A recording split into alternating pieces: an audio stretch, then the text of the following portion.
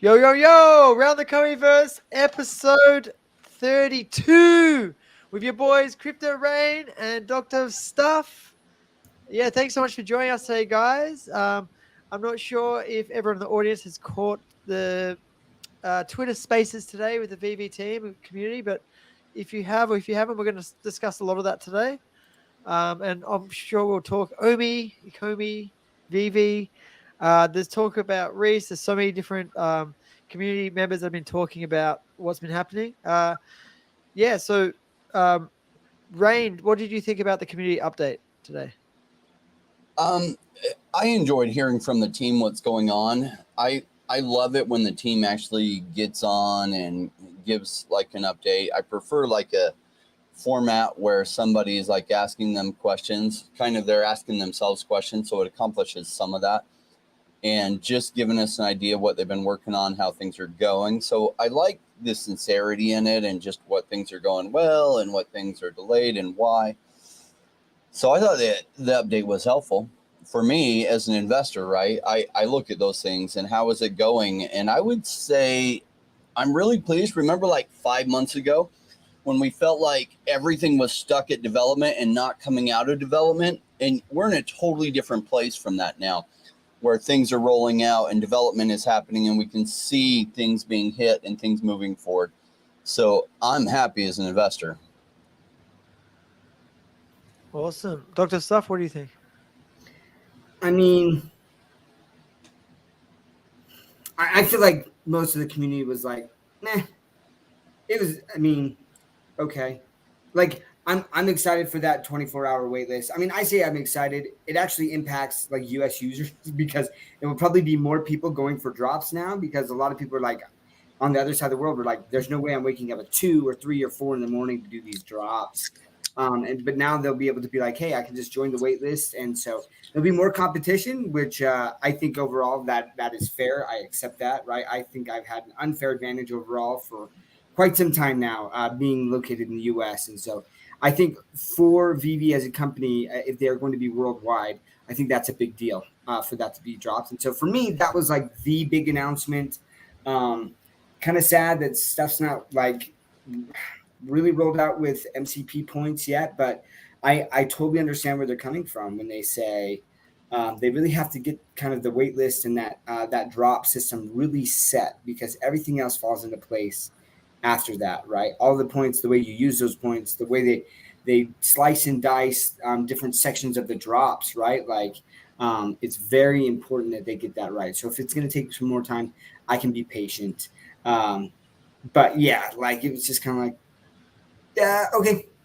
Thanks, I guess, So Yeah, awesome. Yeah, well, I really liked the 24-hour waitlist drop. Being in Australia, the drops here are 1 a.m. in the morning, sometimes 2 a.m. depending if the time zones change. But it is really difficult for us to get drops. And I know they said New Zealand is like 4 a.m. So like that's for me, that was the highlight of the whole update was that 24-hour waitlist. yeah. I definitely do agree that a lot of people said, they could have just done a couple tweets with all the dot points of everything. And you could summarize the whole 1 hour update in about 30 seconds to 1 minute. But yeah, as Crypto Rain said, it is great hearing from the team themselves and like hearing what they have to say. I was definitely disappointed they didn't actually mention like OMI at all. They didn't mention the actual word OMI. They mentioned, I don't know if you guys heard this. Alex was asking Mitch about, he actually asked him about OUP, and then Mitch answered with MCP answers. It was really strange. I don't know if anyone else caught that. I don't know if it was if like Alex said the wrong thing, or if Mitch didn't fully understand it, or if he's not allowed to talk about it. I don't know exactly what it was, but it was really odd hearing Alex basically ask directly about OUP, and then Mitch answer with MCP information. Did you guys catch that? Well, he did say the loyalty stuff, and that's Yeah. the thing is OUP and MCB are going to be combining into loyalty. So that's where I think that he was transitioning is they're going to start just calling it the loyalty program. So hey, oh my gosh, Valentine, man, it's been a long time. I hope Valentine's doing well. I really like Valentine. Yeah. So anyways, I think that that's where it's going. So I don't think that it was some sort of mix up or anything. Is that it's just that OUP and MCP points are going to be rolled up into one loyalty program. And within that program, you know, they'll probably say OUP points or like OMI points, or just OMI, right? And MCP points. But so that's where I think it was going. But that's just my take on it. Yeah, I think you're probably right. I think maybe it's that it's more like a loyalty program now, but maybe Alex is using the old terms, OUP, but then, yeah, it was funny with Mitch answering with, sometimes he said utility, sometimes he said MCP, but yeah, I think if they're rolled into one, it makes a lot more sense, his answer, but if not, it sounded like a miscommunication. But they did mention, the Ecomi team is basically in full swing now. I think they basically said they're just finishing the onboarding for the Ecomi team. So that was, that was as close as we got to mentioning Omi, I guess. So I don't know about you guys, but I like cheap prices. If they don't mention Omi, they keep working on all this back end stuff. So nobody but us realizes Omi's underpriced right now. I'm totally cool with that, because I would like to have more Omi. In fact, I'm dollar cost averaging into Omi, and I'm loving the price, even though it's up some, and I wish it was back down where it was. I don't want Omi to shoot up yet. I want them to keep working on the VeVeVerse, these other things, and everyone be just completely shocked when it shoots through the moon and they're like, oh my gosh, I don't have any Omi. And Jordan, Doctor of Stuff, and I, and a bunch of our friends in my community are like, oh, yes, I knew it. Because that's what's going to happen. And a lot of people sleep on things when they're underpriced, because that's the natural reaction. We don't chase after things until they're running away from us. And so a lot of people are sleeping on this, and that's cool. Like, I try to help people understand that's not what you need to do as an investor. Certain percentage of people are ready to hear this and understand it, and a certain percentage, the majority, need to see it totally run away from them. And then even then, only 30% of the people will really get it. So that's just how it plays out. Yeah, when we saw some spiking of Omi prices the other day, and it actually made me start FOMOing. I wanted to start buying Omi just because it was going up. It's so weird how you get that green candle thing. You're like, it's been cheap for so long, I can keep buying cheap, and then it spiked to almost 0007. I don't know if you guys saw that a few days ago, and I was like, oh, I gotta buy some more Omi before it goes too high. I had to laugh at Valentine's comment, DCAing Omi like a mofo. Yeah, we've got a few stackers here in the comments. Yeah. Well, and I think that's the whole point. And Rain and Jordan, we've talked about this a lot, right? Just human psychology. When the token goes down, people just panic. And it's this emotional reaction, even though they may have logically done research and look at like what Ecomi and VeVe are building, and been like, oh, like this is amazing, but the token's not doing anything. What's wrong? And let me just give you this is just the space in general, and it's investing in general. I was just talking with a buddy of mine about Bored Ape Yacht Club, and a year ago, Bored Ape Yacht Club, they were untouchable. They were the best. Things were crazy. Why? Because prices were high. People were making money. It's great. And then just like a month ago, if you just read their channels, it was like, what is happening? Where's the team? Why aren't they haven't done anything in a month? In a month, like these people aren't working hard, but like price is everything. And it's funny because I see a lot of the complaints, and like I get it. Like some of them are legitimate complaints where it's frustrating for things to be down so long. And for like I bought some of my Omi at like 008. Like that sucks, right? But I've DCA'd quite a bit down to where like I am in a way better position now if the token goes up.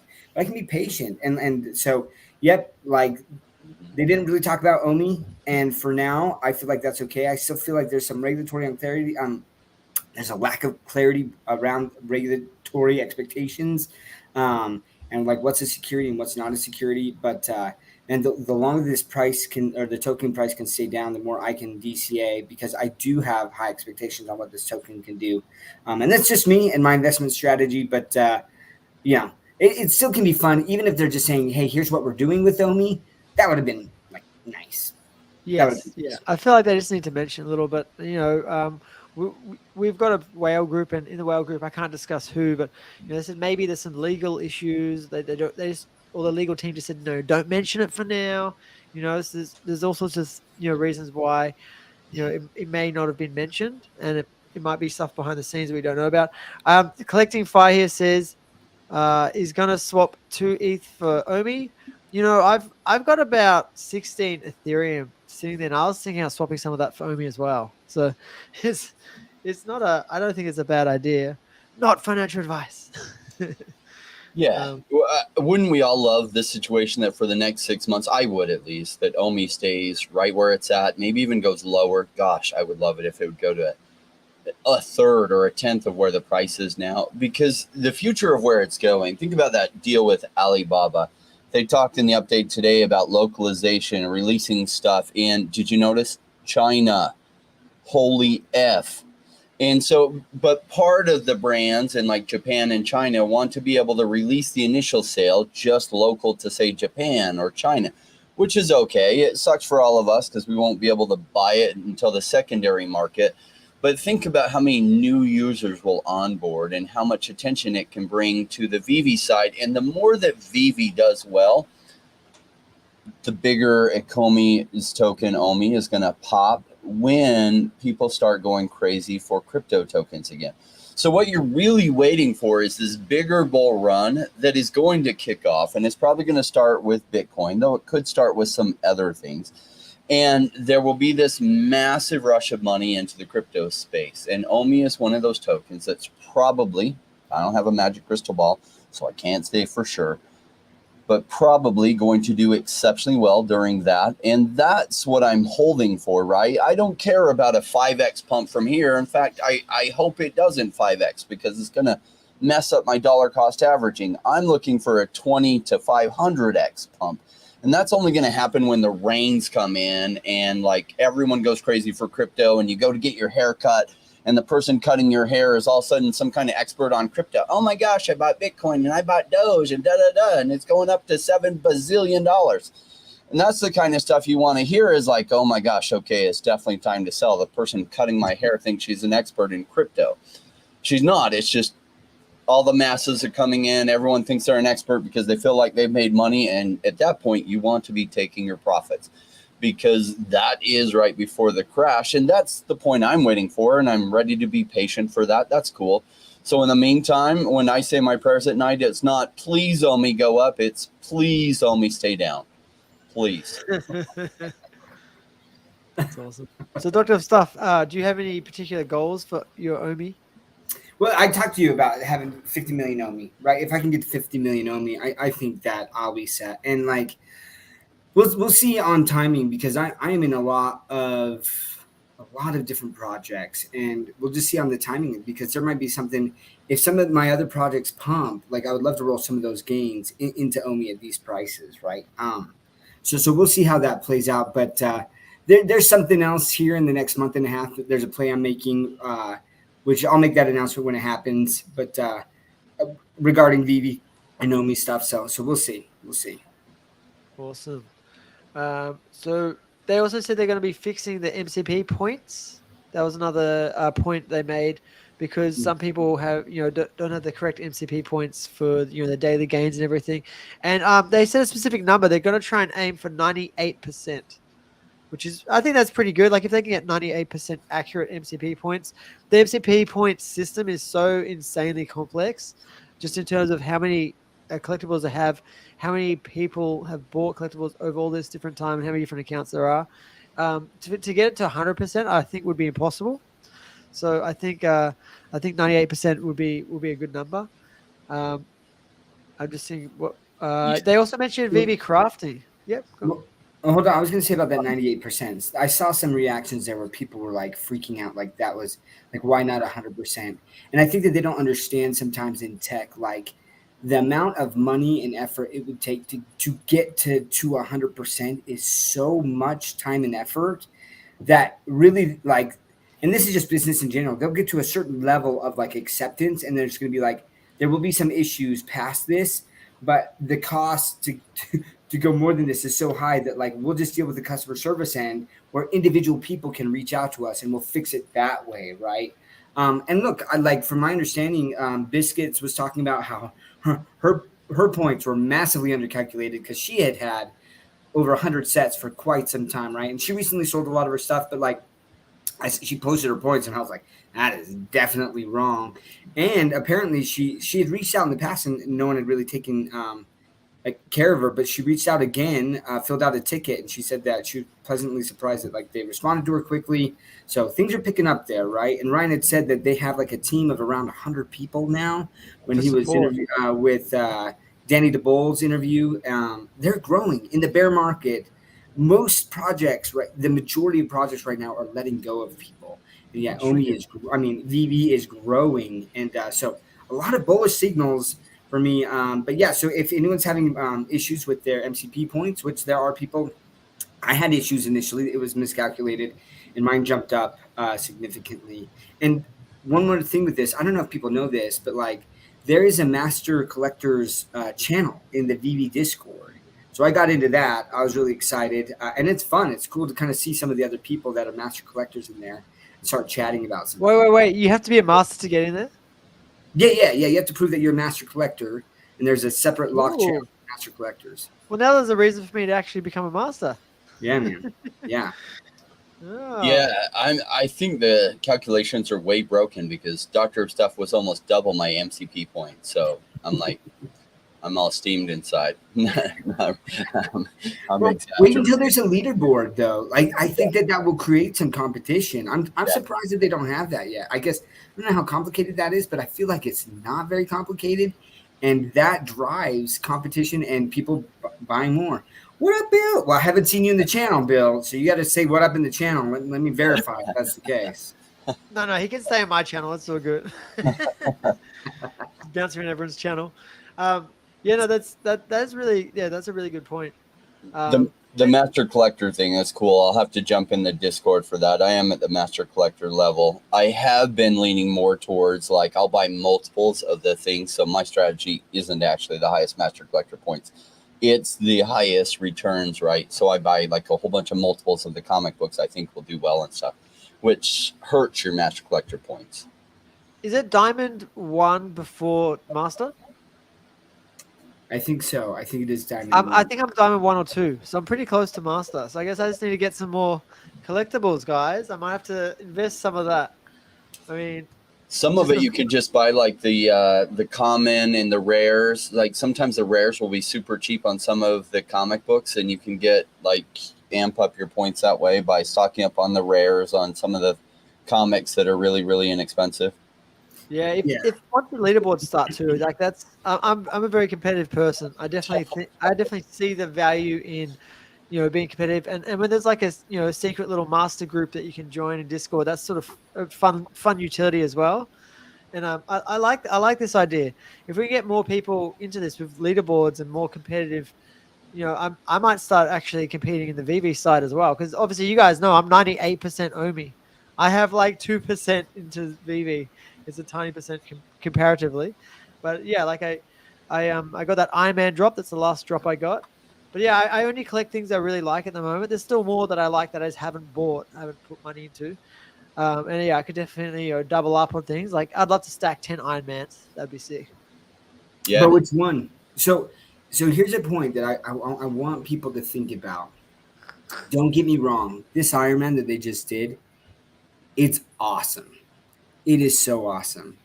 But I want you guys to think back on where the collectibles were season 1, right? Most of them weren't animated. And any sort of animation people got really excited about, right? And now look at the level and the quality, right? And I think it's just going to get better and better. And what that's going to do is people are going to FOMO into the next drop and the next drop. But what's going to happen is there's going to be 15 Iron Mans, there's going to be 30 Iron Mans, there's going to be 100 Iron Mans, right? And so what's going to happen then is people are going to be like, what's the first Iron Man? Because that will be the only differentiator. And so I have, now that I'm at the Master Collector status, right, I am starting to chase the more important, and along the way, I've definitely been buying some grails, right? But I'm I am now looking at the FAs, and that's what I'm starting to stack. And man, VeVe does such a good job, though. I told my buddy, I was like, you have to stop me when there's another cool drop and be like, would you rather spend money on an FA? Right, realizing in the future, like what this is probably going to, like what the FAs will probably do compared to this, because they do a great job of being like, here's the next cool shiny object, and people go for that. But like when I'm looking at from the investor standpoint, I need to focus on those FAs because that's where I think the true value is going to accrue over time. But those FAs won't get you those collector points as much.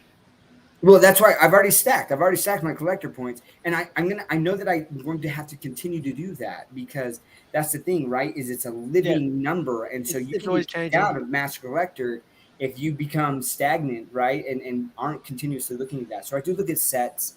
I do look at, and I am constantly growing my master collector point status by completing sets and looking at the value and things, right? So I'm always doing that, but then where's the extra money going? And it's really to keep the looking back at those FAs. And the reason that the MCP points should be so important is that for future FAs, right, that I can land those on the drop so that I don't have to pay 5, 10, 15, 20x, depending on what it is, right after the drop. For sure. Yeah. Well, that's why I stayed up to 1 a.m. to get that Iron Man drop. I just want to go into Robert's comment here, Robert Van S. I 100% agree with him. He basically said that, they want, they should know what the community wants. They listen to the community, and the community wants to know about Omi, and it is a bit rude that they didn't really mention it. Like I said, we've got a private whale group, and they said maybe it's legal issues, and they don't want to get into it for something like that. There is a lawsuit going on, if you guys don't know, so that might have something to do with it. Let me share some thoughts on that. Like so think about it like this way, and just the allegory I'm going to use is like a battle, and say you're one of those troops storming the beaches of Normandy against the Nazis, right? And there's a machine gun nest, and that machine gunner is just spraying bullets down. So you sit under cover when those bullets are spraying down, and that's Gary Gensler in the SEC right now spraying those bullets down. So don't make a big deal out of your token while that machine gun is firing. Wait till the machine gun is taken out and replaced by somebody, which will probably happen in the US, or whatever, but don't walk out into a firing machine gun. And that's what they would do if they were focusing things on Omi. That's probably has something to do with why they're not bringing it up, that and some other reasons. So expecting or wanting that, like they're doing you a bigger favor by not bringing it up. And so it's like, oh, show us how brave you are. Walk out into the machine gun fire and see if Gary Gensler can hit you too. Well, come on. Is that really what we want? Because that's not what I want as an investor. I want them to focus on whatever they're focusing on. Let Cardano win their lawsuit against the SEC and some of these other ones win. And then the machine gun goes away. And then they can talk about Omi as much as they want. Rain, do you want to answer Valentine here? Or Dr. Stuff, what would you expect for VeVe Omi Achieve in 2023? What are your expectations for this year? See, I don't know what the price is going to be at. Price predictions are so hard. What I would love to see is that they have the VeVeVerse rolled out to some people and that it's really cool. And hopefully it's just really an expansion of the showcase. And what I would really love to see is that on your Twitter or X or whatever you want to call it, you can link to it and people can see your showcase, and maybe you can create private rooms that only with a password can people get in and see those, but make it easy. That would make the VeVeVerse a huge win. Now, is that all going to be done by the end of this year? I don't know. Hopefully they do have the VeVeVerse increased showcase rolled out in some extent. That's what I'd love to see going on. I would love to see China and Japan and Asia getting more adoption on VeVe. And I hope Omi stays silent and quiet and everyone continues to forget about it so that I can buy all the way through the end of this year at cheap prices. That's what I'd love to see. Is that going to happen? At some point, people are going to realize and the secret is going to get massively out. And then when it starts going up, people chase green candles and it will go through a threshold that it just shoots way up from here. Yeah, I'm with you, Rain, in the fact that expectations for this year with VeVe and Ecomi, I would expect that the VeVeVerse needs to be rolled out pretty much all the way by the end of the year now. If we're already doing beta testing, that gives them 5 months or 4 months ish, right? About 5 months to kind of get things out to the rest of everyone. And then I really want to see like them really pushing the social aspect of that, the VeVeVerse, because that's the only way that it's going to stay sticky. Otherwise, it'll turn into the central hand where people will go and no one will be there. And we can't have that, right? And that's the great thing is that VeVe has the community. And so if they can create and they can focus in saying, okay, what can we do just initially to get people to want to go into the VeVeVerse, right? And meet up with people. That's what I really want to see them working towards.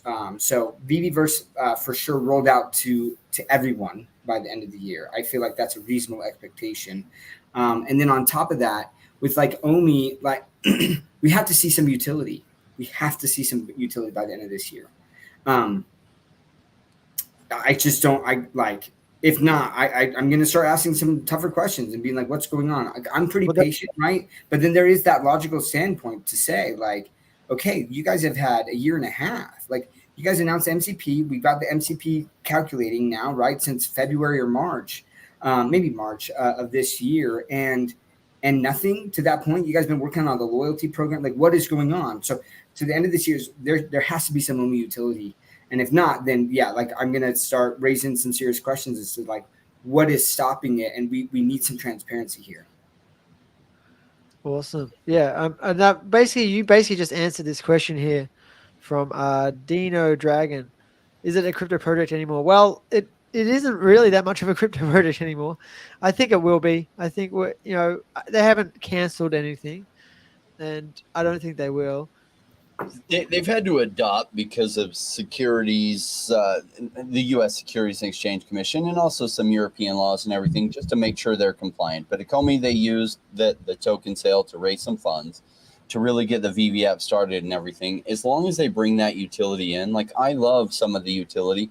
Like when they changed the Omi utility program, I didn't love all the changes. I loved some of them, and some of them I didn't love. But I feel like it gives the Omi token enough use case, enough value that I'm still very excited about it. I love the bronze ticket idea.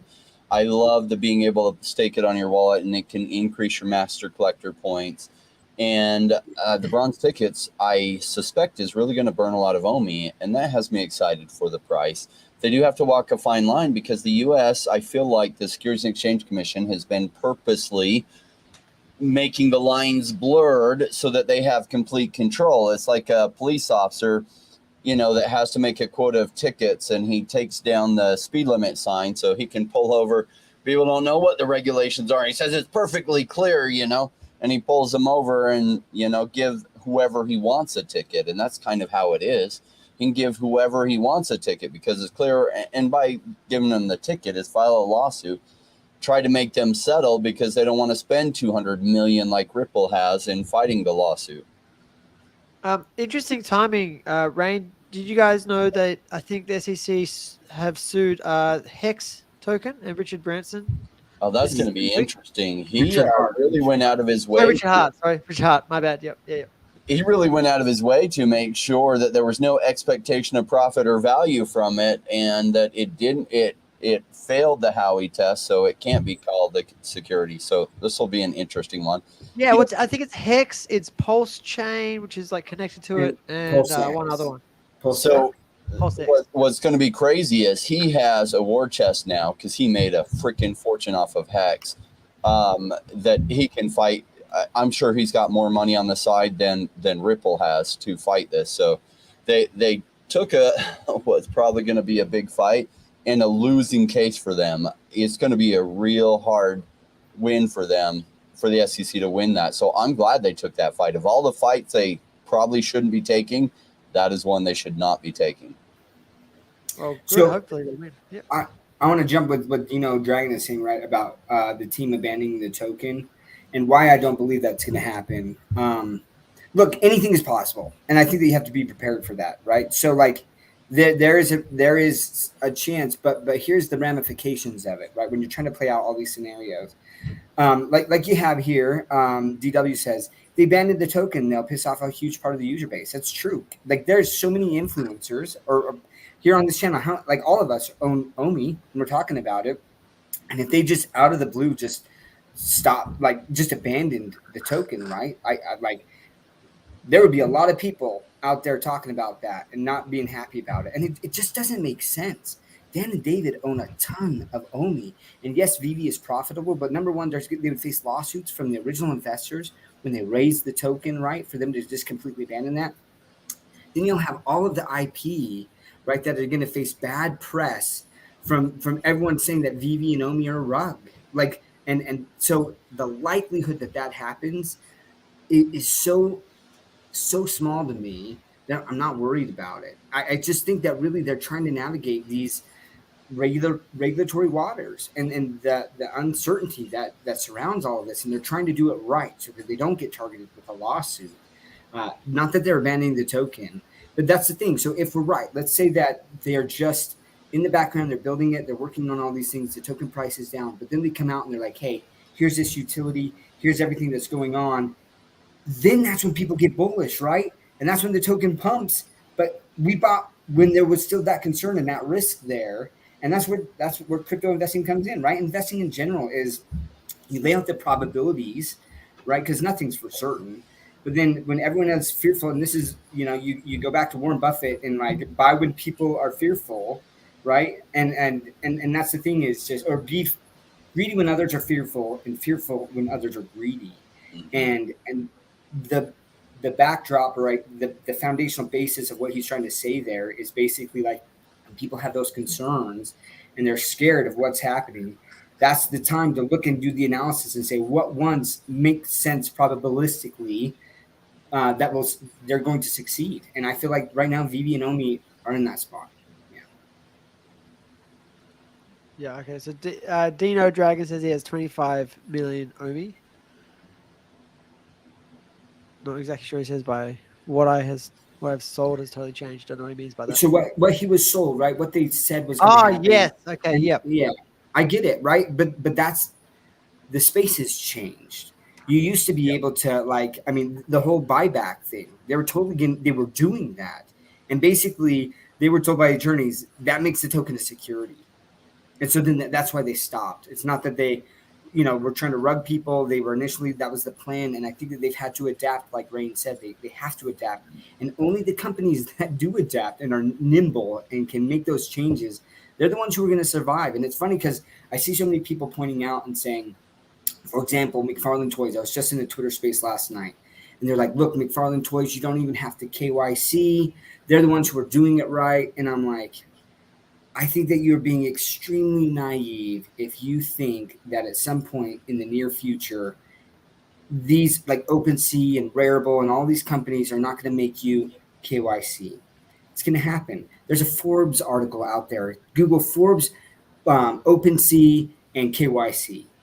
The Pulitzer article was just written this year where they're talking about all of the money laundering that can happen in NFTs and things. It's going to clamp down on that. And so, like, McFarlane Toys, I'll bet you money that like at some point in the near future, they're going to have to start requiring this KYC stuff. And VeVe's already done that.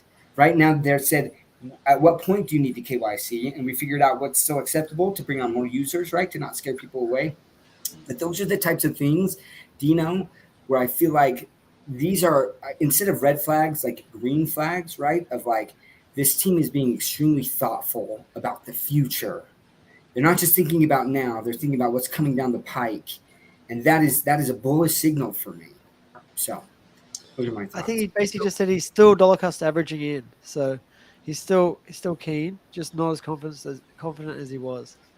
Is it fair to say the real biggest problem that most the OMI token holders have is that the price hasn't pumped? Like all this other stuff would be forgiven if the price was up 20x from what everyone bought at. And so really what you're just feeling is like the bear market blues. And this is why so many people wash out and they don't stick around and they find logical explanations for why they're going to quit. But it's really emotional, and they're emotional. They just feel like they're beat down and they're kicked and they're kicked and then they're kicked again, and then they're kicked in. And that's why 95% of people leave and don't make money in crypto. And it's only the 5% that are either so informed that they don't quit or so stubborn that they don't quit. And they're the ones that the money goes to. That like Doctor of Stuff said, I buy when others are greedy, or I buy when others are fearful, and I get fearful when others are greedy.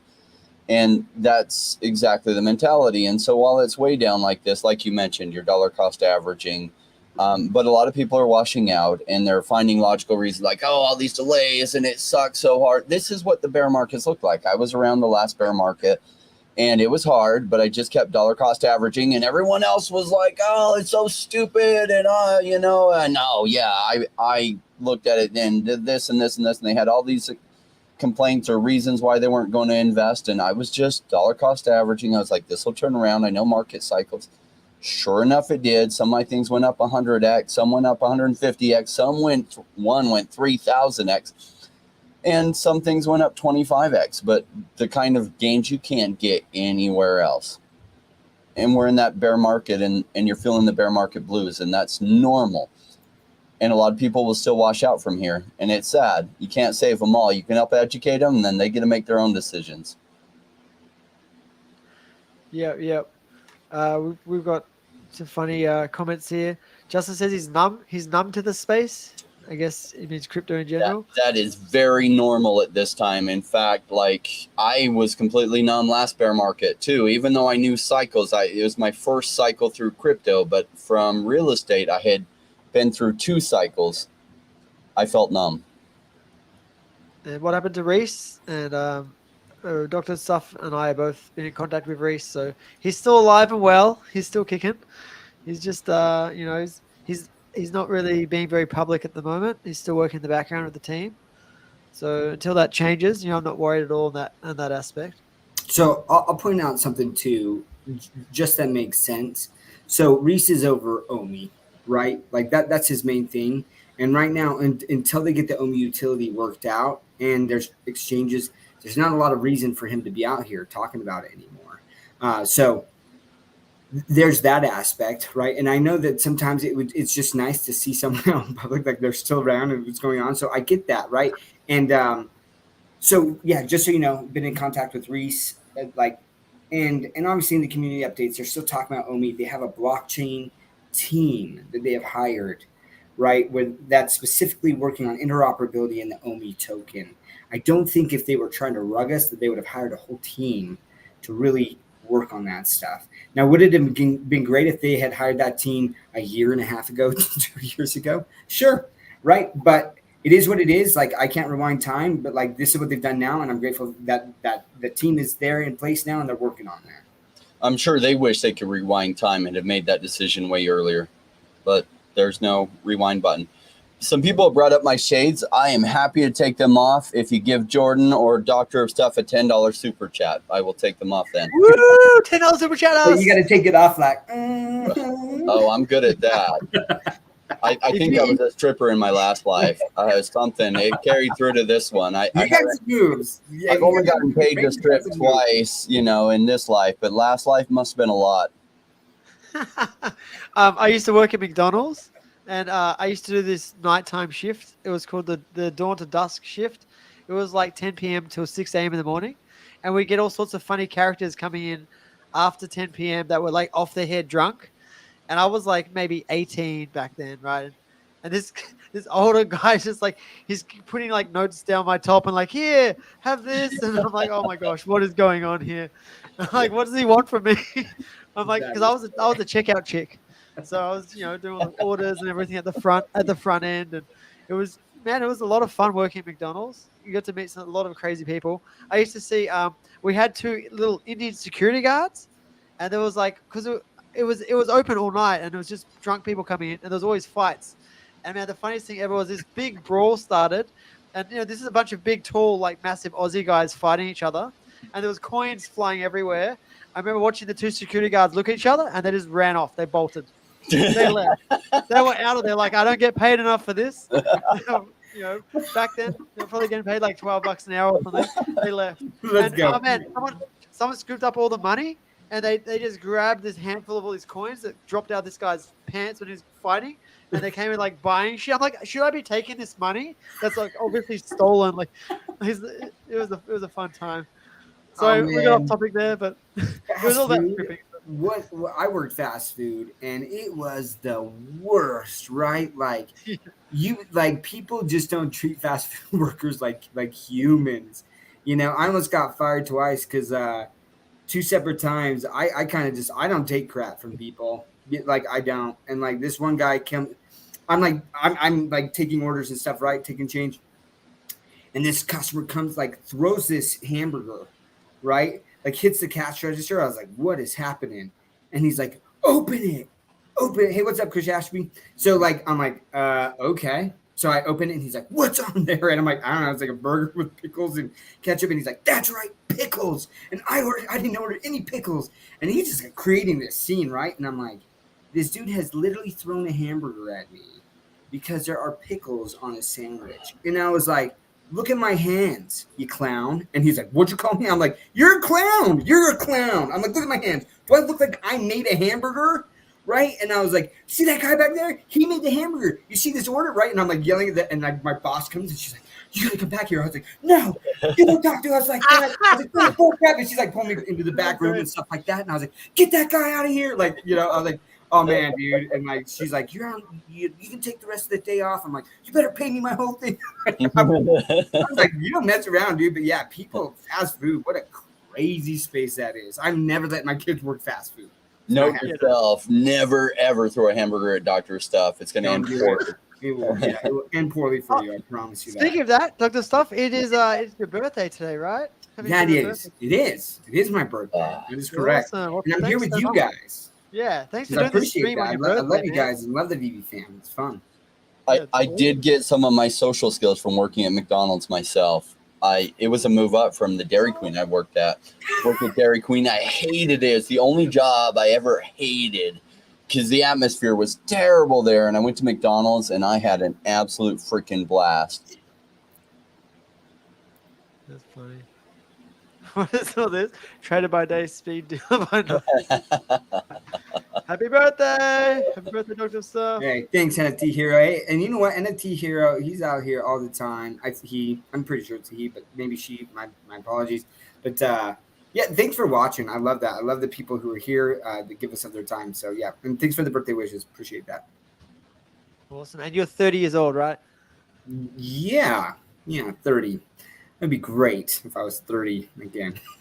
Yeah, well, they're working on anti-aging pills now. I don't know if you guys have seen it. Joe, I can't remember the name of the doctor, but it's like a pill that resets your biological age. It's like it's apparently it's a real thing. They're already experimenting on U.S. soldiers, so that's something that's going to be crazy in the future. You just take a little pill. U.S. soldier, like, dude, that's so sketch, man. Yeah. The anti-aging pill is just to like it's like a suicide pill or something. Stop aging because you're dead. What I is do not it trust really? an anti-aging pill. That the genetic. No, I like that's sketch, man. That's yeah. It's I'm gonna wait down the road to like 10 or 15 years, see what side effects come out of that. Like make sure they aren't doing this. Yeah. I'll still be pretty vibrant by then, maybe a little arthritis and stuff. And I'll be like, give me my pill. I want to take it now. Yeah. But you'll be saying that on your yacht. So it's true. It's true. We've got a joke here from Omicron. How did the Dairy Queen get pregnant? Burger King forgot to wrap his Whopper. That was great. I like that. Yeah. Bill Garner says doesn't trust anything from Big Pharma. Yeah, that's a good point. This is not actually from Big. This is not from Big Pharma. This is actually like a small lab that's producing this with some longevity expert. I can't remember his name. It's all over YouTube though. Doesn't matter. But this guy is 50 years old and he looks like he's 30, and everyone keeps saying he looks younger and younger because he's doing all the possible things to like de-age. Yeah. Which is actually a real thing now. They measure like 40 biological markers to see what your average age is versus other people on your DNA. And then there's all these different things you can do to at least keep even or like slow down the rate of aging so that over time, like Tony Robbins does it as well. Tony Robbins I think he's 62 years old, but his biological age right now is like 50. So he's 12 years younger biologically. So if you look at those markers versus the average person, that's how it works. So, and a lot of these people are doing it just like more natural ways, like having cold plunges and fasting and having really healthy diets, and there's certain supplements that help. But yeah, it's an interesting age we're coming to, right? With technology, with all these different things happening, with the DNA changing, mechanisms they have. Yeah, if you guys, there's so many good movies where they have that. Um, yeah, what do you guys think of the future and technology? When you say good movies, I mean, I'm thinking of like Gattaca. That Yep, was very Gattaca. very dystopian to me, to be honest, right? And then, I mean, I did see with Chris Hemsworth, right? That I mean, they're talking about longevity, and it was that Limitless, right? And it was awesome. It was a very good show. It's on Netflix. If you haven't seen it, it's like a collaboration with National Geographic, and he goes through. There's like I don't know 4 or 5 episodes, and he talks about like, hey, I'm really looking to prolong my quality of life. So not just my life, but the quality of that life, right? Um, and I started taking cold showers and things. It's funny though because it's summer, and so I can try to turn it as cold as possible, and it's still just like lukewarm, so it's not cold anymore.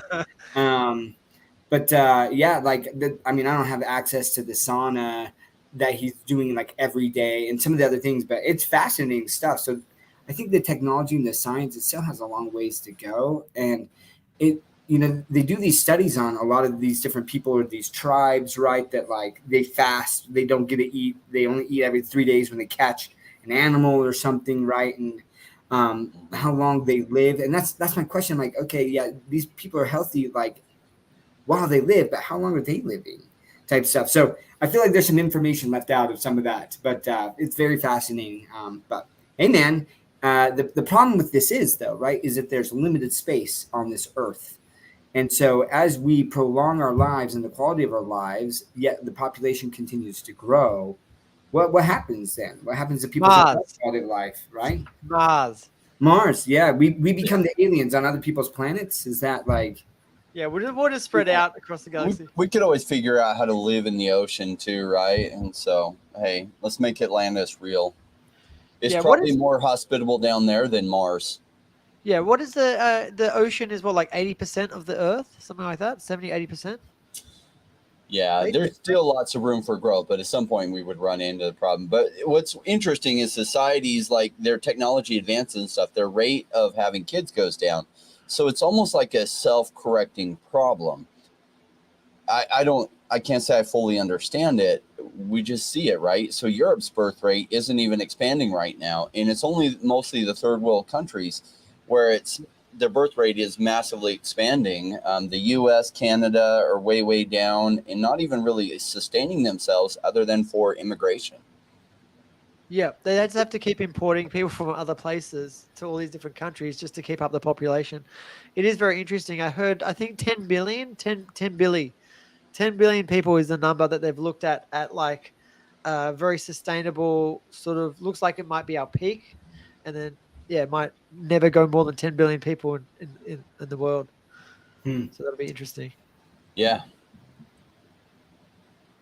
Mushrooms. What? Glasses a must for mushroom stream? What's going on here?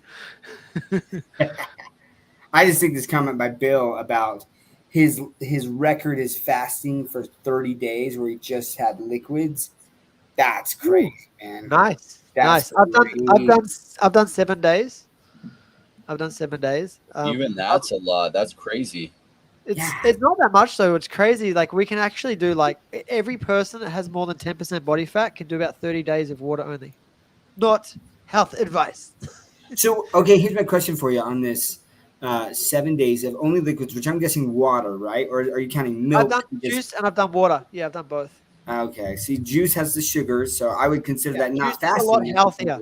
If you do it with Right? juice, it's a lot more sustainable because I'm still having this basically same kilojoules. Yeah. Like just Okay, this one so jar, this is like 20 apples. So here's my question: for 7 days, does that reset your like digestive system, or like what are the benefits of this for? Oh man, Because so in many the benefits. Limitless thing, right? He talks about it's basically the equivalent of what happens with your what diet is that? The diet where you only eat meat. A carnivore diet. Carnivore. No, it's not just that. Like Keto? Doing keto? keto, yeah, because it puts your body into Yeah. ketosis, right? And Yeah. that's what starts attacking like the fat cells and things. So if you're having juice, then your body doesn't go into ketosis because you No. have sugars in that juice. So Yeah. what are the benefits or the differences between that? Well, If you've done both. Yeah, I've done both. So on a water fast, you're basically, your cells, all the strong cells, start breaking down all the weak cells because they need energy, right? And so Mm, your protein starts breaking down, all your fats, all your sugars, everything in your body starts breaking down, and all the weak cells get eaten by the stronger cells. mm, So you Interesting. end up with a very, very clean body, especially after like 30 days. You will lose a lot of fat, and you'll be very, very clean internally because all the weak cells have been eaten. They're dead. mm. So you end up with a stronger base. And then but you do have to build up, you have to start having a lot of vitamins and minerals and Yeah, really healthy food afterwards because your body does get depleted in those things. Mm. yeah. That So Gotcha. sounds interesting. Maybe I'm going to do that. I Yeah. want to get I don't rid of know if I'll do a 30 cells. day. I want my weak cells to get devoured by my strong cells. Yeah, I yeah, like it's an that. awesome idea. Yeah, and I would love to do 30 days, but because I look after my kids, it's really hard to do with little kids because they're always hanging off you and stuff. And Yeah. if you do a water fast only, you can't exercise much after like the first 7 days because all your sugars are depleted, and you have a very lower energy overall, but you still your mind is very clear because you're not full of gunk and fat and crap, right? So there's a lot of benefits. It's very, very good spiritually if you want to have. It's a bit of a trip doing 30 days. I haven't done it, but I've heard of a lot of people that have. Oh Yikes. yeah, Bill Garner says spiritual. Yeah, All right. awesome. So, yes, crypto and fat loss. That's Yeah, the new motto. I like it. I like it. And yeah, I've lost several kilos. Like I'm not a big guy, but I did actually put on a lot of weight last year because I broke a rib in karate from Oof. doing some sparring. And so when I broke a rib, I couldn't move much, but I kept eating the same. So I put on about 10% of my body weight, which is a lot, right? Like Mm. I'm only like 60 kilos. So I put on like 6 kilos, right? And so but I lost it all very, very quickly when doing some juice and water fasting. Very easy. So it took me like a couple weeks. Um, I got about 8 more minutes and I got to roll. no worries. That's cool. That's cool. Yeah, there's a ton of benefits. You guys should look it up yourself. Uh, it's really, really good for getting off stuff too. If you want to stop alcohol or you want to stop eating junk food, anything like that, it'll give you some focus. I'm going to seriously think about not a 30-day thing, but I'm wondering if I just did like a water one for Yeah, 3 do a days weekend. or Yeah, something three like that. days. Yeah. Easy, Yeah. easy. With 3 days, you won't really notice too much because your body still has the sugars in all the cells. So you generally will be fine 3 days. You'll just be a little bit hungry, but those cravings do stop, um, and your body goes to ketosis as you know, and will start eating off fat after 3 days. But Yeah. yeah, 3 days is like the hard bit. 3 to 5 days is like the hardest time period. If you get past that, you can do 30 days easy. But if you're doing 3 days, you won't need to. Yeah. Oh, Bill wants to do Duro on the next fast. I'm keen. Bill, hit me up in that VeVe chat, man. I called you out. I haven't seen you in this What message. is Wax P? You don't know what Wax P is? It's wax, the wax token. For it was originally one of the blockchains that was really cheap to have NFTs and other collectibles on, and so like Topps released their baseball cards on wax, and it hasn't been in the news because there's a lot of alternatives like Polygon taking off, but wax was one of the first to really roll out in that space, and they had garbage pail kids and other things. It's kind of like wax packs, and they made it as a blockchain to have that type of thing, and so it's retraced it. Its recent peak in 2021, late 2021, was almost $1. It's all the way down at about 5 cents, so it's down 20x. It'll probably do well in the coming bull run. Whether they survive long term, I don't know. But a lot of stuff I invest in, I don't really know if it's going to be around in the long term. But a lot of it I'm just holding from now until the next bull run. I imagine wax will do just fine in the coming bull run. Awesome. Its market cap 173 million. Its fully diluted market cap looks like it's 195 million. So most of their tokens are in circulation. Could go to market cap maybe in the lower mid or lower billions, maybe higher than that, 5 or 10 billion. I don't know. When the rains come in, right, almost all boats go up. Even sometimes dead projects go up when that happens. And so I don't know why they'll probably still be alive and ticking, so they should do well. I think Will says his wax portfolio is down 99.9%. That sounds. Yeah, I got those baseball cards. Into those Topps baseball cards, and I'm just holding them. Like the early stuff, sometimes on the collectibles, like baseball cards and stuff, just take a while to play out. Most your baseball card and football card collectors aren't into digital collectibles yet. But when they come, the amount of supply of the digitals versus the demand that might be there in the future I like those ratios a lot. So I just kind of forget about them, have them off to the side, don't think about them much, and just wait. So here's something that I think that people may not really be putting the connecting the dots, I guess. I don't know if you guys have seen the first season of The King of Collectibles with Ken Golden. Mm-mm. So Ken Golden, he owns an auction house. And basically his whole business is to make money off of auctioning collectibles. And that's what he's really focused on, right? Like all sorts of things. But like the first season has been, he actually got Logan Paul on there and talked about Pokemon and things and about potentially trying to get him to sell his Charizard, right? PSA 10. But like they go through a lot of these different things, whether it's like musicians' clothes, like Britney Spears' clothes, and how they authenticate that and everything, right? Mm-hmm. But my understanding is that Ken Golden, who has a Twitter profile, has liked some of Comics and Crypto's posts on some of the comics, the digital comics that VeVe has done. And it's only a matter of time because before the collectible space becomes more and more digital, right? And we've talked about this a lot, but like, where do you store your digital stuff, right? I have limited space back here, and like I've got some comics that are starting to stack up and that I got to get graded. And that's fun, but man, it's so nice to have digital stuff. And I just see, so he's announced like a new season coming up, right? And I can just see in the next 3 to 5 years where there is Netflix, and whether there's a Netflix documentary on VeVe and its success, but then it goes into like another Ken Golden, right, where he's now auctioning off digital, right, or like on VeVe or like somehow, right, people start auctioning off these digital assets and stuff, right, and that becomes a show. So whether it's wax baseball cards or things like I know it's so cliche to say, but we truly are still very, very early in the adoption phase of digital collecting.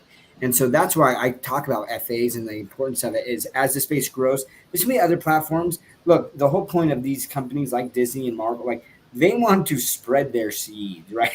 Get it everywhere, as much money everywhere, as much market share as possible. And so there will just be more and more, and that's where the first become more and more important, right? Because that's the social flex is like I have the first of things. So but I'm excited. And wax, like, yeah, my wax baseball cards, I was really excited. Some of the pulls that I got, they're worth like nothing right now. And yep, I'll hold on. Why sell? And that's the funny thing is people sell at the bottom, and it's just like at this point, it's like worth just holding on to see if something bounces back. And if it not, then I'll just sell that and take my losses at some point in the future to counteract the gains. But yeah, agreed. I got to roll out, gentlemen. Awesome. No worries. Good to rant. Thanks so much for coming. Longer if you want, Jordan. We can chat some more. Yeah, right. Sure. We'll see y'all. Hey, take it easy. Good to see you, man. Yeah, good to see you guys. Alrighty. And then there was two. I was going to say, you're talking about adoption taking some time, and I'm not sure if you know, like San Diego Comic-Con, I heard a lot of people had heard about VeVe already. And when they started to see in person, they saw the experience. They got to see the headset with the Marvel Studio and stuff. They got to they had tablets set up. We've had the VeVe app and everything. And we had a lot more converts, a lot more people that are interested in understanding the digital collectibles now than last year. Like is a lot more people that are becoming aware of it. So I think that the adoption, obviously, it's going to take some time, but it really is starting to happen, right? So we're getting to this stage where, no, we'll go like that. Yeah, we get to the stage where things are really changing, and mainstream will eventually adapt it fully. And so, what do you think about that? Yeah, like I was really excited after San Diego Comic Con to see some of like obviously Bloomberg wrote that article and that article kind of went viral. Um, and people pointed out they were like, oh, like it didn't have very many likes or retweets until the VeVe fan got a hold of it. And I'm like, I don't think you understand. Like that's not the point. The point is people need like several exposures to something before they start to even get curious, right? And then once they get curious, like it took me probably 15 to 16 times talking to a buddy of mine about VeVe. And I was like, I know that I'm annoying you. I know that I'm annoying you, but honestly, you got to check this out. And they're like, yeah, maybe. And then finally they did, right? And now they're one of the top 500 wallets. They love it. They do. They love it. And they're like, man, I wish that I would have listened to you earlier so that I could have bought when Todd was in the store, right? All of these things. But it takes time. And so the point is not that there were, X amount of likes or retweets. The point is that people saw that for the first time. Maybe it's the first time they'd ever heard of VeVe or, and like digital collectibles and Stan Lee, but they know Stan Lee and who he was and how iconic he was. And, oh, the Stan Lee collectible sold out. Like, what is this about? Oh, 500%, return. Like, and it's just those touches over a consistent time period to where then they really start to get curious and investigate. Once they investigate, like all of us here, right? We are just sucked in. We're sucked into this. And so there is going to be more adoption. And the other thing that I think is so interesting is for the longest time, you had these NFT purists, right? That were just like, not my keys, not my crypto, not my keys, not my NFTs. And I get that. Don't get me wrong, I want to custody my assets. But it was like, if you didn't have that, they wouldn't even acknowledge your existence, right? We're starting to see that shift. And why are we starting to see that shift is that so many of these NFT projects, even the blue chips, are down significantly. And yet they're seeing VeVe constantly sell out of a lot of their drops. And they're like, what is happening here? And they're like, oh, there's people who don't even understand crypto that are getting in there. They're buying things they can buy with their credit card, right? And they also say, like, there's a chance that this becomes interoperable at some point down the road. And so you have these major Web3 accounts now that are tweeting about VeVe and getting into that. And so I do think that there will be an adoption, obviously with the pressure, and we should be putting pressure on. We would love to be able to custody our assets for those who want to have that be an option, right? But I do see some like more and more adoption, man. So I'm excited for Decon. Jordan, at some point when Omi is going very well, I'm going to expect to see you at, maybe it's not Decon, maybe it's VeVeCon, That would be awesome. I'd love that to be a proper VeVeCon. Like that's obviously going to be the future, right? Like I thought pretty much VeVe took over Decon, right? It was more like VeVeCon anyway, but it would be great to have our own dedicated space and place. It would be. I know David mentioned doing something like that in Australia as well. When I was on VeVe Magic's channel, he was talking about that, saying that he knows he's got a lot of people in New Zealand and, and Australia that would be really interested in like an actual VeVeCon, maybe something local. Look, if it's in New Zealand, for me, that'd be so easy to get to. It's just across the water. But for me to come to America, which I do want to do, and go to Decon or VeVeCon or something like that, that's like I think it's a 21-hour flight. Yeah. That's not a direct flight, right? Maybe it is direct? Is that a direct flight? I think it was. Yeah, I think so. We're really far away. Like one of the because I did back in 2015, my wife and I, we did this around the world trip, right? And we hit New Zealand, but we went through Guangzhou. So we flew to Guangzhou. And I feel like that was like 18 hours. We had a short layover there and then flew to New Zealand. And that was like another like 8 hours or something crazy. So if the 21 hours makes sense, that's probably just like a direct flight there. It is a very long flight. Yeah, and it's because I've got little kids. I think our kids are the same age, right? I got a 6-year-old and a 3-year-old. Yep, So, about the same so, age, yeah. so me going You're a just handful, there and man. just back, that's like already 2 days, This is right? And miserable. then if I'm there for like 3 days, that's like at least 5-6 days I'll be away. And the kids are used to having me around all the time, so they would struggle. But I definitely am keen. If Omi goes up enough, I'd love to bring the whole family. That'd be ultimate. That would be I don't awesome. know have your kids been on any flights before? Yeah, we've traveled we took our daughter to Iceland. She's been to um, Costa Rica. She's been to Hawaii. So she's traveled quite a bit. She's been to Canada. But yeah, our 2-year-old, he hasn't been um, on many flights like that. It's a lot, man. It's a lot. Yeah, yeah. It's difficult with little kids for the attention span for a long flight. I don't know what we'd do if we went to America. Like, maybe we'd have to do a few stops along the way or something. Yeah. Or just take like once you land, you got to have like a day to just kind of like recalibrate because Yeah, man, that jet lag is real. It's real. And yeah. that's what I've heard one of the reasons for jet lag is because we're not supposed to travel that far, right? Like naturally, without airplanes and cars, we wouldn't travel that far. So like that's when you travel in a car for like 10 hours and you get out, you feel a bit weird, right? And obviously in an airplane, it's like exaggerated, right? yeah. So Well, jet you have lag's the a real thing. circadian rhythm, right? Like, and you're used to kind of like when the sun is up and when the sun is down, your body is in that. And then all of a sudden that alters drastically.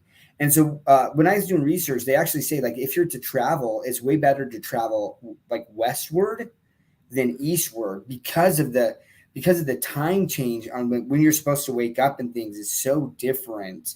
Um, and so yeah, we did it that way, and that helped a lot. I have traveled anytime that we travel like Europe and stuff. It's tough that first day and a half. You're just like, Man, and that's that's only an interesting. 8-hour change, right? When you're doing like New Zealand, that's substantial. So I would give your kids a day of just chilling to kind of recoup and then do your stuff. Yeah.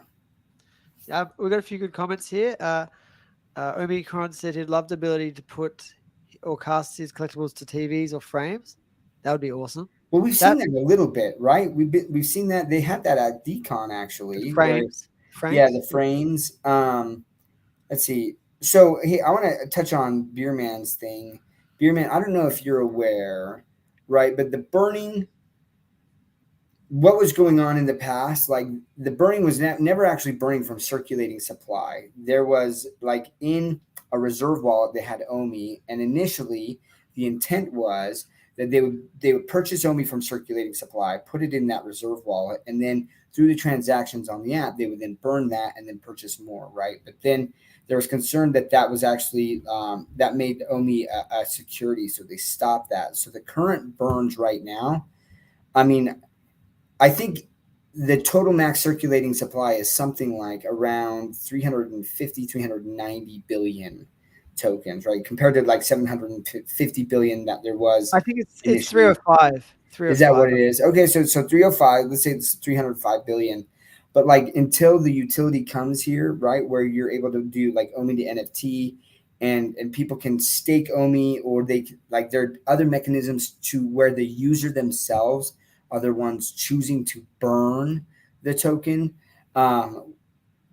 Whatever token burns have happened really don't matter anymore. So that's why a lot of us OMI holders were waiting for that OMI utility, because that will start the burn from the circulating supply, which then reduces that, right? Which then economically, supply and demand, you should see an increase in the price if they can create the demand where it's useful to use that token, right? Yeah, 100%. So I think it was like 310 billion around that, and then they had that 5 or 6 billion burn from the dev wallet. I don't know if they've ever actually done that or not, but I know that wallet's not going anywhere either. If you take that whole wallet out, I think it's only like 270 billion circulating supply, and so that wallet, as far as I know, is not doing anything. So they may end up just burning that whole dev wallet at some point. So And that we would don't be. know how much is stuck on GoChain, right? That I people think know. we do. I It's over believe 100 billion. I think it's over 100 billion that no one has moved 100 yet. million. billion. 100 billion that people have Pretty not sure it's mined. over 100 So billion. is that included in that 305 billion total? It's the same. Yeah, it's the same, but they haven't moved. So that either people have lost the keys or Yeah. they just haven't done, the, what do you call, like the Yeah, the transfer. migration, the token migration, right? I mean, that's significant. And that's another thing too. When you think about Bitcoin and people keep saying 21 million, it's like there's Bitcoin that's lost forever, right? And like it would be interesting to actually somehow find out, is there only 18 million? Is there 20 million or is there 15 million, right? Like that makes such a big difference. And the same will be for Omi. So it'll be interesting because if/when the token pumps, there may be some people that they've just forgot about it, and all of a sudden it's in the news a lot or something, and they're like, "Oh my gosh, I got to migrate this. What's going on?" I know I have some Omi, but I do know people who've lost their Omi. I think like for Bitcoin itself, I think I read recently there's only like 100. It's only like 1.7 million Bitcoin tokens actually on exchanges, like circulating. How much? 1.7 million. That's like, on exchanges, sort of thing. That's So wild. Okay. yeah, so the other whatever 17 million whatever are being hodled on separate private wallets. So potentially, you only need 2 million millionaires to buy Bitcoin, and there's no more Bitcoin anywhere. The price is going to go exponential, right? And so yeah, John and Randy have like 50% of Omi. No, not really. We're pretty small whales. But yeah, like we don't know how many billions of Omi are lost, but we know that Crypto Rain has lost his keys. Yeah. So Yeah. he's one of the early investors that lost his keys. I'm sure there's plenty like that either just forgot about Omi, they lost their keys, they lost access. It was, what was it, like 6 years ago? I think the ICO was 6 years ago. So it's a lot of people have changed laptops and computers by now. Computers only last about 3 to 5 years. So and sometimes if you just throw them away or reformat them, give them away to kids or whatever, you might have lost your keys because you might have been like, oh, Omi's not worth anything. Because up until 2 years ago, it wasn't really worth almost anything, right? You could buy a billion Omi for like $10,000. You could buy Well, a and the other billion thing, Omi. the thing is, depending on how many projects you're in, like I have, that's happened to me before, where someone will talk about a token, and I was like, wait a second, what? I was like, I think I have some of that, and then I've got to go back and find the wallet. And so I'm going to be having to switch laptops here in a little bit. And that's one thing that I'm just like, I have to do an inventory of all of the different projects and wallets that I'm in and make sure that I do that migration so that I don't lose, some of this. Cause look, some of those tokens will die away, but then others, others can come back with a vengeance, and that can be pretty exciting. Yeah, I've bought plenty of tokens when they were really low, and I've lost access to some of those. Mm-hmm. Like I've burnt a little bit of burnt a little bit of Bitcoin, burnt a little bit of Ethereum. I've all sorts of like other tokens, like SIA. I think it's SIA token was one of them. I don't know if you remember that Okay. one. Doesn't ring I a think it's bell. still around now. It actually blew up a lot, and I don't know how many I had of those, but I left them on an exchange somewhere. So it would be crazy if there's only like a few billion Omi that's actually properly circulating, other than obviously all the people that are holding it. But yeah, it's going to be interesting to see what happens. It will be really, really great when they're actually burning proper circulating Omi again, as it should be. And Yeah. with prices low, it's going to burn quickly. So I'll give you an example, right, of like how this can happen and how easy it is. So there's this token, Genome's DAO token. So the ticker is GENE, Gene. And they're like a decentralized science token, and it's a fascinating project. When I was working with Crypto Rain, and I was kind of vetting projects to talk about, that's one of the projects that I came to and I said, I really feel like we should at least bring this up. And the token launched, and it had a great use case, and like the token dropped over time, like substantially, right, to where I thought it was dead. And I had put in during the launch, I put in a decent amount of money. And I was just like, look, like you're not gonna, like, you can do all the research you want, and sometimes the token just doesn't take. And so I was like, okay, well then there was kind of this spike in like DeSci, right, decentralized science, to where I looked, and like so, it launched in like November-ish, like November of 2021, right? And it wasn't until April, so it kind of hit like the bottom around July of 2022, right? So it launched at around 2 cents a token. In July of 2022, it was triple zero. It got to 0.0018, right? Like with a volume of like $30 in a day, like dead, What? dead. Wow. Right? This token's dead, right? And then in April, it jumps up to like 1.5 cents, like Wow. almost to like its all-time high, right? Like, and that's that narrative. But I was like, that was one of the ones I was like, oh my gosh, yeah, like I still have some of that token, and I definitely sold some. But then I was like, I'm gonna hold on because this really still has a strong use case and things. But like I had forgotten I even had that token, and so it's really easy to do. And so it'll be interesting when we're talking about burns and things. We talk about circulating supply of homie. We truly don't know how much of that is actually lost, but I would guess that because Omi was down for so long, right, initially after launch, that like there's a substantial amount that's locked on GoChain for forever. Yeah. Yeah. I mean, and we'll be able to tell that too. If a lot of it doesn't get converted to ERC20, even at the next bull run, we'll know that they're pretty much dead, Yeah. right? If Yeah. people don't even bother to sell them at the peak, and then it Mhm. comes back down again, we know those ones that are on Go Chain that haven't moved, very very likely are locked away forever. Yeah. Um, Yeah. and that's I think that the biggest burns will be at the next bear market because we'll have all the OM utility by then, right? And the price will probably pump up quite high. We don't know what to, and then it'll probably drop down again in the next bear market if the cycle continues as it has been for crypto. Um, some people expect there to be a super cycle in the next one because of all the Bitcoin spot ETFs and everything. There. I mean, yeah.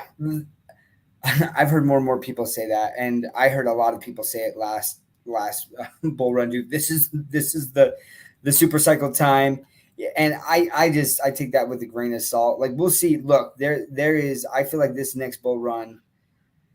So you have some people like I think Mr. Pags, right, is saying that there's going to be this crash, and some others are going there's going to be this massive crash in like September, Alien October. invasion, I don't know what it is, but there's going to be alien this. invasion.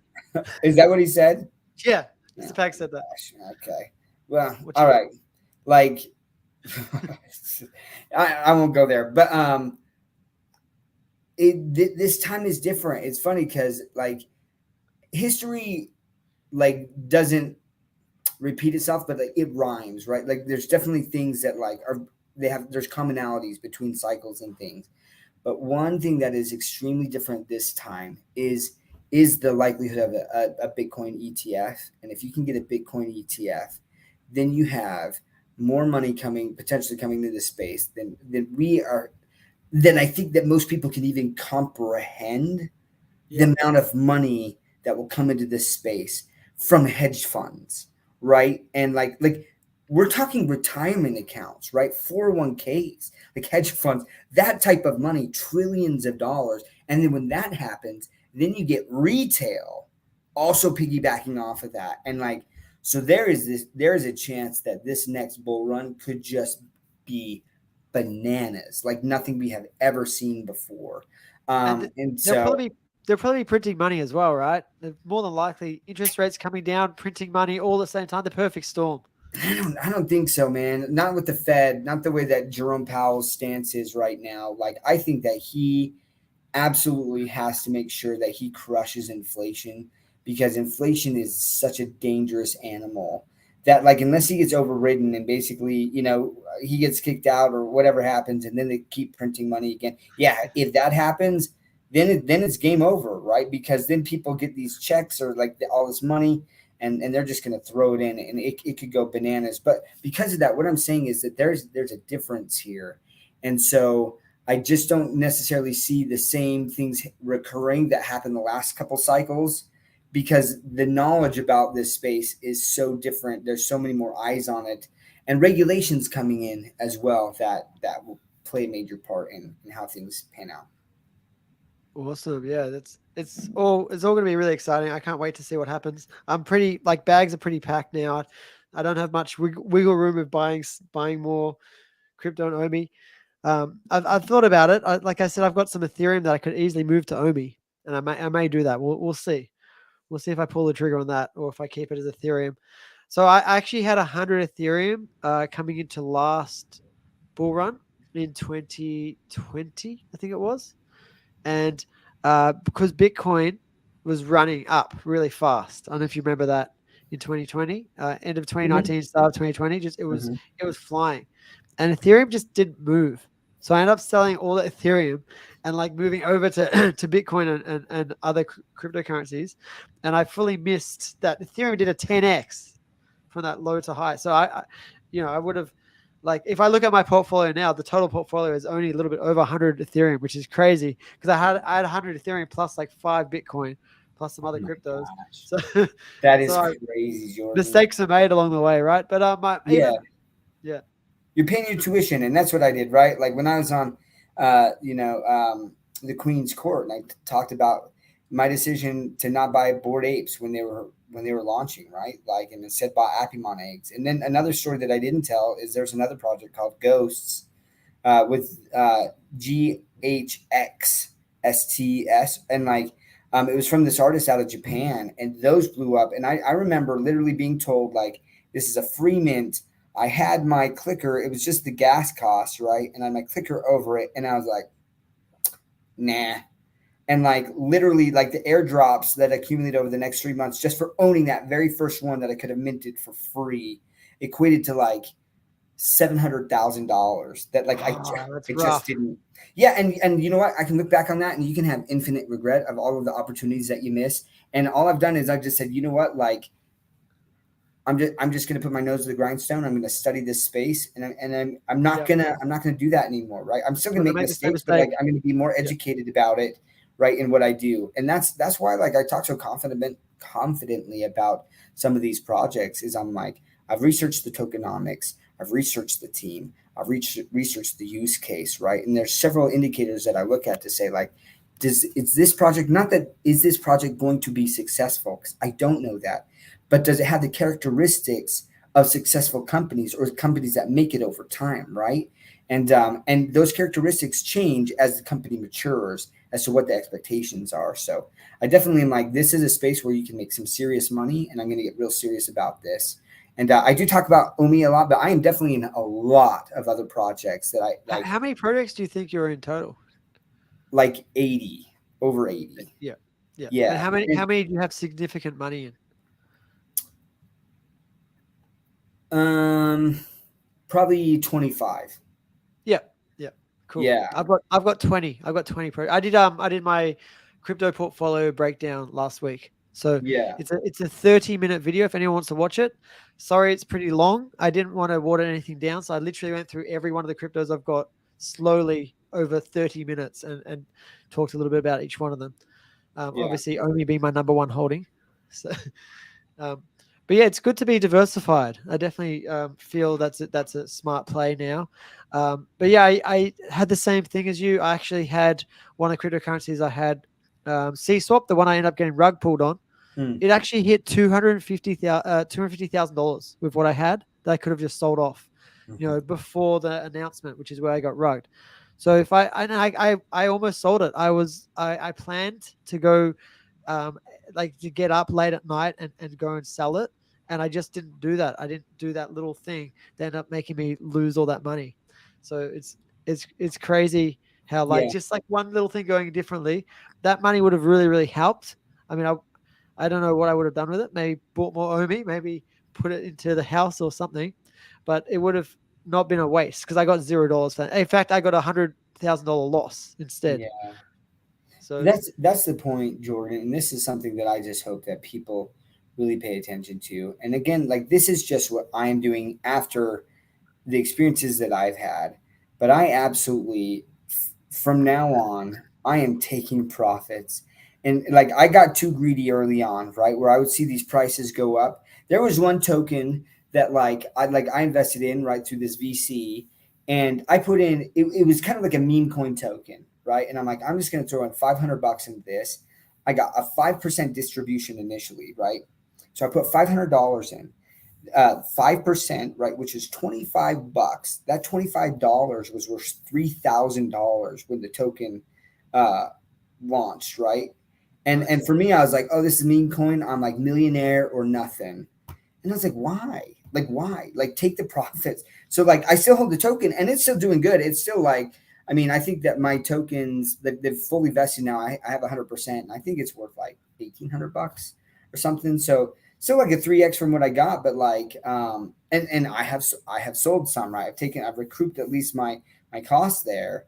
But like going forward, I'm like, like I've got to stop so much of that greed and just say, I'm going to take some profits here and stash that aside, so that like anything I put in and a little bit more plus the taxes I'll owe, I have like on the side there. So like, and then I can ride with way less emotion and I'm selling as it's going up. And yes, that means that I'm not going to sell at the top and I'm not going to make all of the money, but I'm also not going to lose all of the money. And that's something for me that I have learned, and I promise you that will not happen again. I'm not going to let that happen again. Yeah. The greed. Yeah, the Yeah. NFT hero seems too greedy. Yeah, I think a lot of us got really greedy, and I think that's definitely something you feel in your first proper crypto bull run. Like I've been in multiple runs. Right? I had crypto for a long time, but I never studied it and did it properly. I was mining crypto in 2000. I think it was around 2013. Yeah. I was mining it. I was selling bitcoins for like $300, $400, $500 per bitcoin. Just to exchange it. I don't even know if it's to exchange back then. I don't remember how I did it, but it was, there was not many exchanges. The crypto space was quite new, and we didn't know that those bitcoins were going to go to, almost in Australian dollars. I think Bitcoin hit, it was like $85,000, maybe more than that. It was pretty close to $100,000. It might be maybe $93,000 in Australian dollars. But I wasn't into the whole like the bull. I didn't look at the cycles, right? I was just mining a few cryptos and holding some. I didn't really understand it, and I didn't get serious about it. Even in 2017, I sold some, but I didn't get serious about it till 2019. So really, the last bull run is really my full run of like from the start, the full bear, the full bull, and then back to bear again now. So this is coming into. I've had a lot of education now from this, very expensive education, that Yeah. I'll know exactly what to do next time around and make sure I'm not too greedy. But yeah, I don't want to sell too much too early. So it's definitely going to be like a progressive, sell a little bit here and there, and slowly work my way out. Yeah. So to answer Valentine's question, so I dabbled in crypto in like 2020. That's when I bought some ETH, and like it had pumped. So around the time that Jordan, like he was like, oh, ETH isn't doing well, I'm going to buy into Bitcoin, right? And then all of a sudden ETH has this massive pump. That's when I bought ETH, right? As I was just like, people kept talking about this, and I'd done presentations on crypto on whether or not it was going to enter it, like if it was truly competition or a competitor to the traditional finance space, right? And so like I knew about it, but I'd never really dabbled in it. I bought some ETH. Right at the top or near the top, it tanked. I panicked. I bought into XRP, which had been pumping.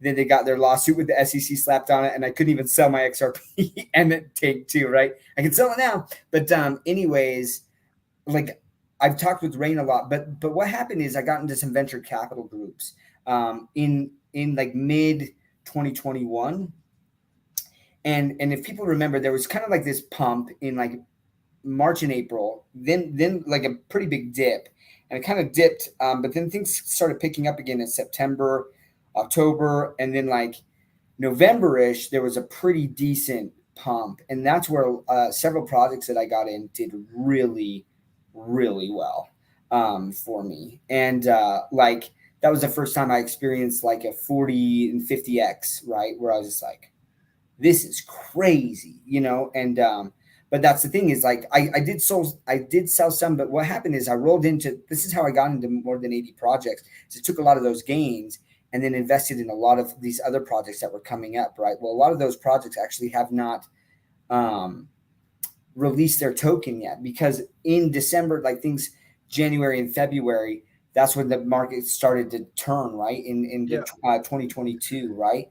And so now here we are in 2023. Some of those projects who managed their money well, they're still building and doing. So Cornucopias is one of them that like I invested in before they launched, right? And it's been a great project. I was stoked on it. They have this Learn to Earn that's going to be coming out. They're going to be releasing their first game in their metaverse, right? This racing game, and the team does weekly updates. I mean, it's awesome. But so even though I have been in the space a short time, there's so many different projects. Like I've been rug pulled. I've had teams that literally took our money and went gambling with it. They like put it all on red, and then they lost it, and they're like, hey, "Sorry guys, we don't have your money." It's such a wild space, and so that's why I feel like I had to mature pretty quickly to be like, look, if I don't understand this space, if I don't really start to understand this, I'm going to lose my shirt. And but because of that, that's where I was starting to study all the different tokenomics, right? And what has worked, what projects that launched did well, what haven't, what ones are still around or still building. It's a fascinating space. I love the crypto space. I'm very grateful for that tough education that I've been given so far. It is tough. NFC Hero has a question here. Are we worried we might sell too early and miss life-changing gains? So I'm not going to sell much early. I'm just going to sell small amounts, like 5%. Like I'm happy to hold it. I don't mind selling after there's a peak, like selling on the way down. It's like we had a lot of time to sell last time. Like even when there's a peak and then it comes back down, there's usually quite a bit of time. Like there's usually weeks and weeks to sell where you're still above what you put in, if that makes sense. So selling on the way up and selling on the way down is totally fine in my books. I'm not too worried about selling too early, as long as I'm making profit. Obviously, like I'm not gonna hold everything till into the bear market again. That's for sure. Yeah, I'll hold some Bitcoin, some Ethereum. I'll probably hold some Omi, but I won't hold like a large amount into the bear market because I think that's just a waste of that capital that you can cash out into USDT or whatever temporarily and then buy back in again, right, when it drops. So yeah. So my strategy with that NFT Hero, and again, this is my strategy. I'm not telling other people to do that. None of the things we're saying here are financial advice. This is just like for me in this experience. What I've learned is I have tiers of like when it hits this price, this is when I'm going to sell 5%. And if it hits this price, then I'll sell 10%, right? And then maybe another 10%. And then if it gets to this price, I might sell 50% around this price. And then there's this moon bag, right? Which might be the last 20% where I'm like, if things just go ballistic, then I will sell, then I'll tear that out a little bit, right? But so that way you're right. Like there's a chance that I don't make the life-changing gains, but if I can become educated in this space and if I can diversify, there's a likelihood that a lot of these will do so well that I don't have to sell at the top at all of these to make life-changing gains. I've got to head off in a minute, guys. My camera's about to run out of power, and I've got some stuff to do. But yeah, thanks so much for sticking with us. Yeah, it's been a really, really fun show. I know the Todd father couldn't make it, unfortunately, family emergency. So sorry about that, guys. If anyone was looking forward to seeing him, we'll get him on another week. He was really, really keen on this. And yeah, thanks, Dr. Stuff, for sticking with me. And happy birthday again. Like it's really fun that you came on your birthday. Some people would be like, it's my birthday, I'm not doing anything. But yeah, this is one of the things I love, man. And I just want to give a shout out to Jordan for him putting this around the EcomiVerse. I've talked to several people who are like, they used to watch a lot of different crypto channels, not just VeVe stuff, but they're like, man, around the EcomiVerse has become like one of my favorite go-tos. And Jordan heading this up, I really appreciate it. And if you haven't already, please hit the like button on Jordan. Subscribe to his channel. I also have a YouTube channel that I'm trying to grow. I'm going to be getting on some guests here, and like in the near future, and really trying to ramp that up a little bit. But appreciate you, Jordan. I love these chats. It's just so fun to chat about this stuff. Love the fam here that are watching, and thanks so much for your guys' time. Awesome. Thanks so much, guys. We'll see you next time. All right, peace out. Bye, everybody.